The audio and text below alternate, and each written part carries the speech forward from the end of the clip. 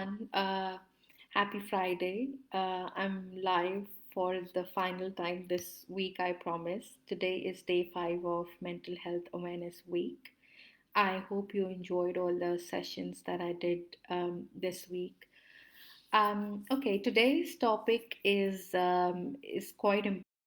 It is around food, exercise, and sleep.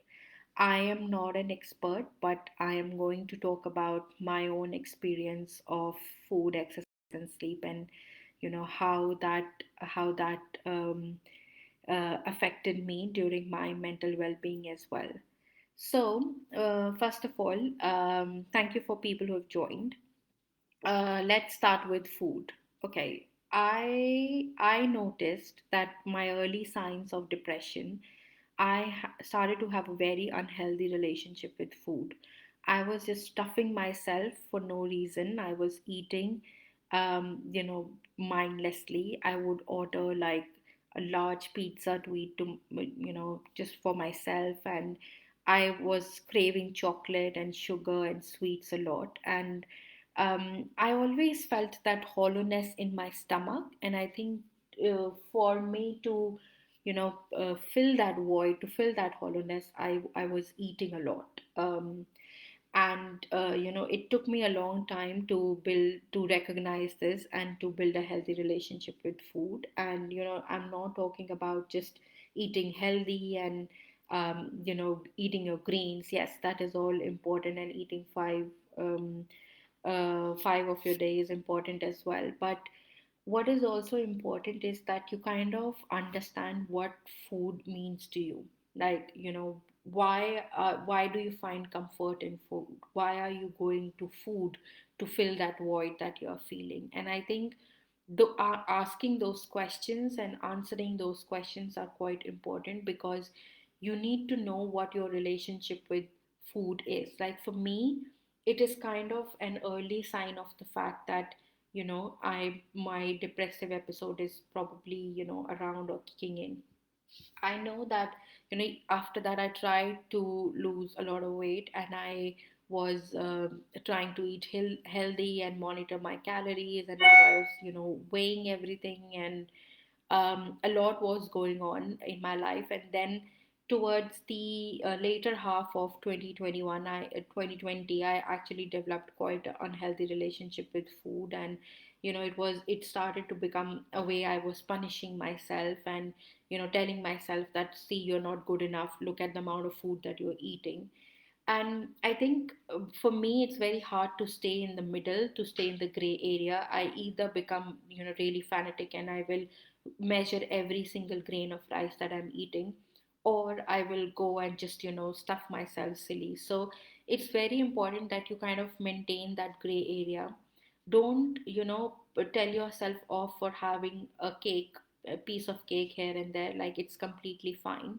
I think one thing that I learned at the hospital was that it's very important to maintain your gut health. So they said that serotonin is not produced in your brain, but it is produced in your gut. So make sure that you have make sure that your gut health is good. So probiotic things, or moving a bit as well, really helps.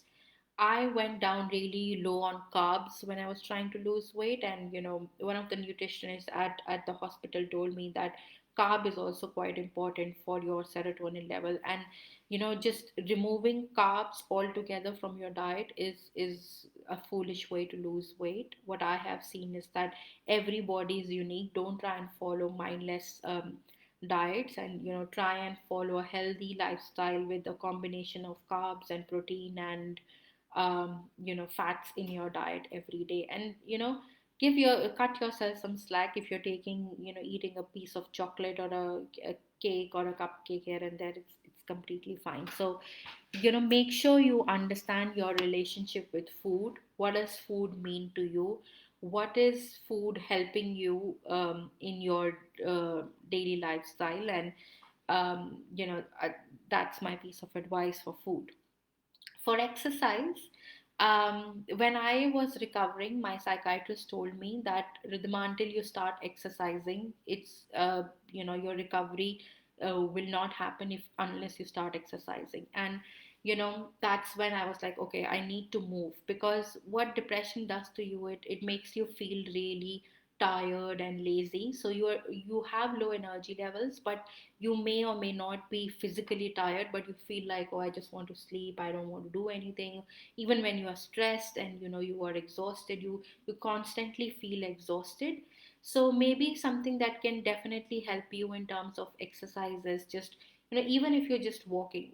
I know because of the pandemic we cannot go out, even just walk in the house, just move around. And give your I made a reel today on Instagram, like just give yourself a pat on the back, just getting out of bed and dressing up and just going to the kitchen to get a glass of water. That counts as moving as well. So when I was in my recovery, what really helped me was weightlifting. Like, I loved lifting weights, and that was something that I hired a personal trainer, and that motivated me a lot, because when I would lift like 100 kilos and do a deadlift, I kind of felt empowered that if I can do this, I can do anything, and I can conquer anything. So try. And I think that sportsmanship, that feeling of competitiveness, and fighting your inner demons, as well as just being I think being strong and powerful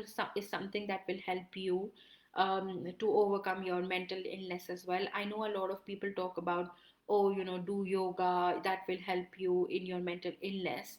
I just read a post which is very important. There is a difference between mental health and mental illness. If you have a formal diagnosis of mental illness, yoga will only help when you are taking following an advice of a psychiatrist and a psychologist. These things don't work in isolation. Just doing yoga, just having medication, just doing therapy, it depends on the severity of your illness and your symptoms. So stop giving advice to people, do yoga and you will feel better. Yes, you can do yoga when you actually feel like getting out of bed. But start simple. Start with, like, okay, today I'm just going to do one squat. And even versus yesterday, where when I was not even getting out of bed. So cut some slack. Again, be kind to yourself, appreciate whatever you are doing. Whatever little you are moving, and that is more important. Moving is very important. Another discussion that we had at the hospital, there was a neuroscientist, and she told us that when we are in depression, it's basically the neurotransmitters in our brain, so like serotonin, they new neural pathways are not created in our brain. So we kind of try to dwell on the same thought over and over and again. There's a terminology used which is called ruminating. So you kind of ruminate, you keep thinking the same thing over and over and over again. And that is because your brain is trying to conserve all the energy, and you're not building new neural pathways to kind of deflect from that path of thinking. Exercise is a way where scientists have found that that is something that can help. So even just moving for a little bit, you don't have to go to the gym or squat every day. Sometimes you can just decide to walk around in the house. Sometimes you can go for a run. Sometimes dancing is something that really helped me a lot when I was recovering. So just move tiny bit to kind of feel better. You don't have to again, my problem is not staying in the middle. Either I am preparing myself to be a weightlifter and go into the Olympics and represent my country, or I'm in a phase where I'm just constantly like, oh, I don't want to get out of bed and I don't want to exercise. So try and stay in the middle. If you can, try and stay at a position where you're exercising. Even start slow, have realistic goals. If you are in severe depressive episode, you cannot expect yourself to go to the gym 6 days a week and work out like crazy.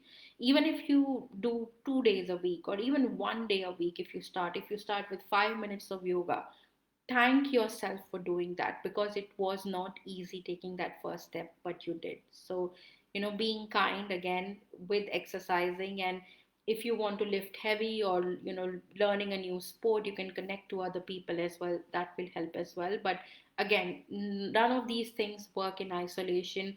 yoga in isolation, meditation in isolation, mindfulness in isolation is not going to work. All of the topics that I've spoken about during this week, all of them work together in harmony. At least that is my personal experience. And you have to kind of stop giving advice to people about do yoga and meditation, please. Okay, final. And if you have any questions, feel free to add them in the comment section. Last is sleep. I think sleep is so, so, so important, not just for people with mental illnesses, but for your general mental well being as well.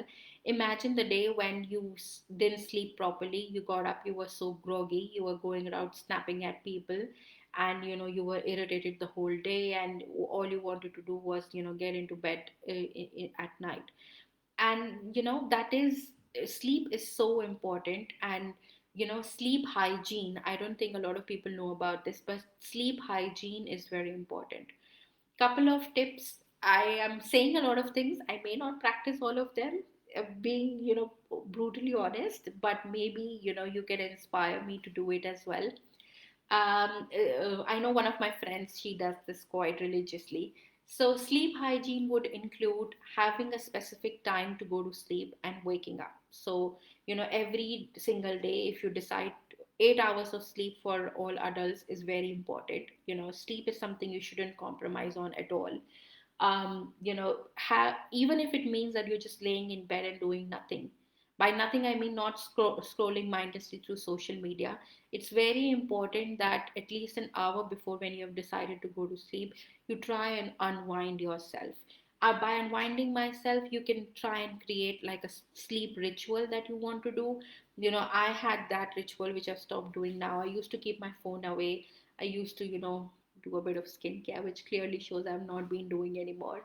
And I have this book which one of my friends gifted me, daily quotations, and I would read the daily quotation for the next day to kind of just reflect about it and think about, okay, what is my message or mantra for the next day. And then I would pray, I would take some deep breaths, and I use these essential oils. I'm not promoting CBD oils here at all, please. Even for essential oils as well, there are some sprays as well, which you can spray on your linen and your pillowcase, which can help you to sleep better as well. So whatever works for you. I tried a lot of combinations of different essential oils that would help me to sleep. But if it helps, like lighting a candle, agarbatti, or anything that can help to create a like a calming atmosphere for you to go to sleep, probably that help. See if that helps you.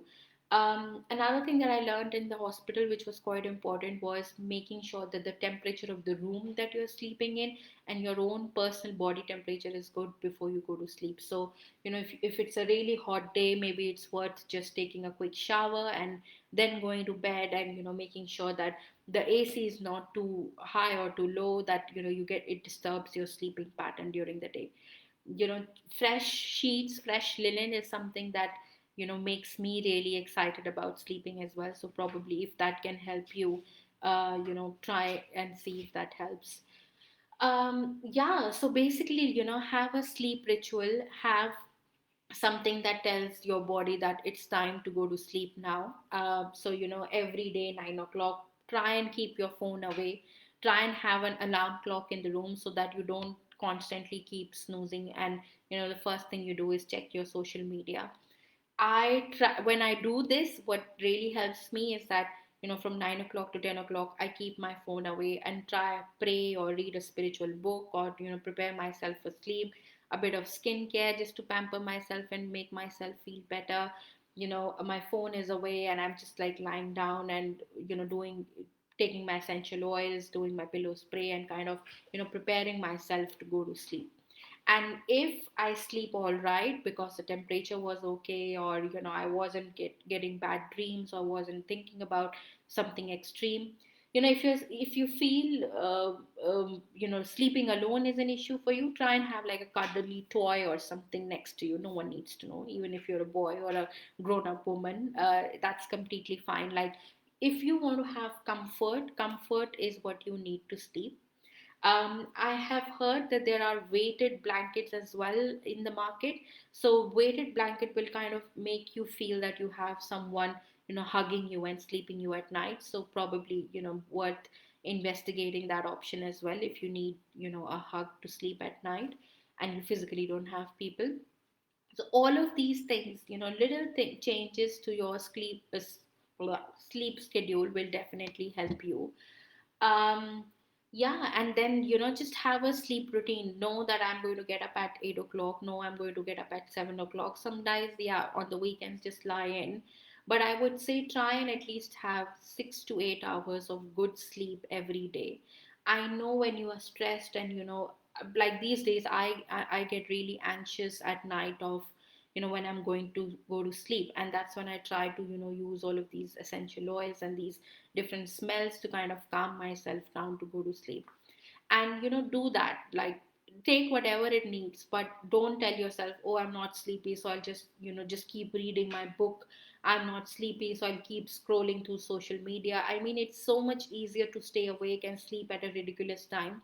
I know it is hard to kind of just go to sleep and just calm yourself. I know people are not going out, and our way of connecting each other is through social media. But sleep is very important, not just for your mental health but for your journal mood as well. And it plays a huge massive role in your mental illness recovery. So don't deny the importance of a good sleep. Yeah, so that was on food, exercise, and sleep. Day one, I spoke about medication. All of these videos are available on Facebook and Instagram. Day one, we spoke about medication. Day two, we spoke about therapy. Day three, we spoke about triggers and early warning signs. Yesterday, we spoke about the importance of support and how you can ask support, and people who are giving support, how they can have realistic expectations from themselves. And today, I spoke about food, exercise, and sleep. Thank you so much for joining, for seeing these videos, and for supporting. If you have any comments, any questions, feel free to drop them in the comment box. And I just wanted to say thank you so much. I know, we did this for 5 days. This was Mental Health Awareness Week, but mental health is just like physical health. Your brain is not just active, or you don't need to take care of it just for this 1 week. It is every single day. And I hope sharing my own experiences of my mental illness journey and how these things helped me has helped you as well. So, talk about mental health, talk about mental illnesses with your friends, with your family. The more we talk about it, the more we can work towards removing stigma. And we all have mental health. We all are battling our own demons day in, day out. Be kind, be empathetic. I don't understand everything about mental illnesses, about everyone, but the best that I can do is just lend a listening ear to someone, and just accept I don't understand what you're going through, but I'm here for you to listen. That's all. Thank you, and have a great weekend ahead. And yeah, keep supporting Just Another Illness whatever way you can. Thank you. Bye.